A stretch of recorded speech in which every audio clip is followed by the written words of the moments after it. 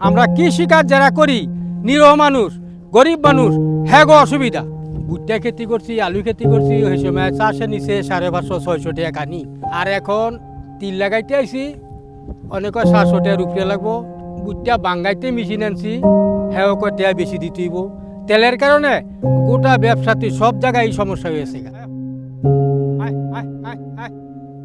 এমনি 500 টাকা কানি 600 কানি মিল করতে হয় না, আবার 700-750 লাগে। ওই টাকাটা মিলাইতে 4 দিন দেরি হয়। 4 দিন দেরি হইলে আসমানের এই খরা ধরে জায়গা খেত জোয়ায় না, বাইন্দা ফাঁসে বললে ফসলও কম হয়। ফসল কম হলে গৃহস্থের লস, তেললাই তো তেলের দাম নিলই, গৃহস্থের লস, কৃষকের লস। আমরা সারাদিন সকাল থেকে সন্ধ্যা পর্যন্ত চালাইতাম। আমার গাড়ি হচ্ছে চারটার মধ্যে একটা গাড়ি চালাইতেছি তেলের কারণে। আপনার এই পুরা যে এই বিলটা আপনার এতদিনে ধান লাগানো শেষ হয়ে যেত, কিন্তু এই তেলের কারণে ধান লাগাইতে পারতেছে না।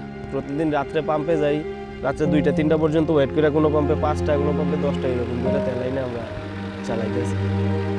খুচরা দোকানে আপনার 150 টাকা লিটার তেলের দাম। তো 150 টাকা লিটার যদি আমরা তেল জ্বালাই তাহলে তো কৃষক বাঁচবে না।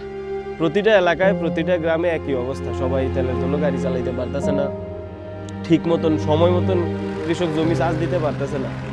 এই পুরা চক্রের মধ্যে আপনার মিনিমাম তো কয়েক হাজার মন ধান উৎপাদন হয়। দেখুন তেলের জন্য যদি ধান, এই যে উপর সাইডটা পুরো বাকি রয়েছে ধান, একটার মধ্যে লাগাইতে পারে নাই। এই যে এই সাইডটা পুরো আপনার ধান লাগানো বাকি আছে।